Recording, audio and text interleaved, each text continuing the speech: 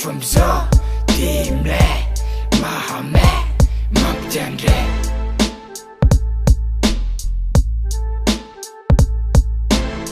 Nanginule from zo dimle mahame mapjandre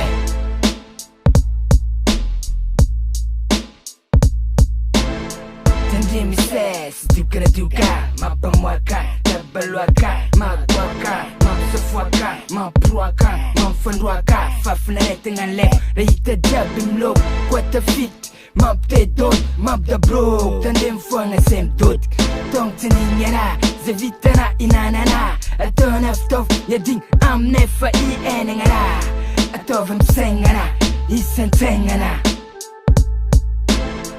Nanginule from zo dimle mahame mapjandre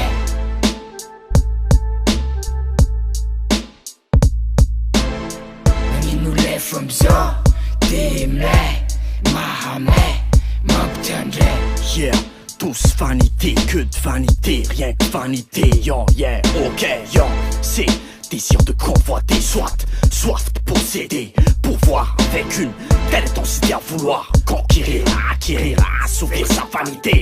Ça me fout les glottes quand j'y pense. Sexe, la drogue, l'alcool, vice, maléfice, stratégie diabolique d'appelé pour désunir l'homme son créateur, yo, pertinemment conscient des conséquences, perdu d'avance, persiste quand même jusqu'à en perdre conscience. Sens derrière tes yeux pour mission de rapporter le message. Je me suis égaré en chemin, yo. Chance pleine d'une entournure tombée dans les filets d'une beauté, yo.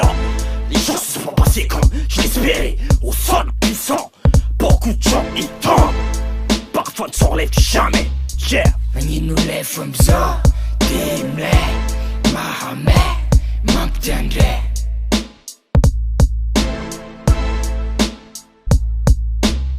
Nanginule from zo dimle mahame mapjandre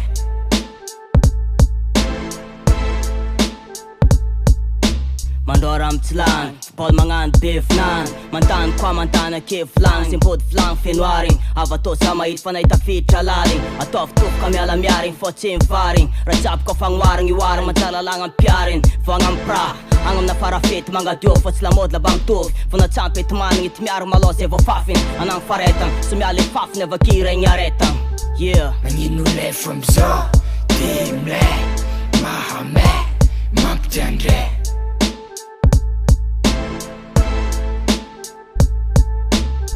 Nanginule from zo dimle mahame mapjandre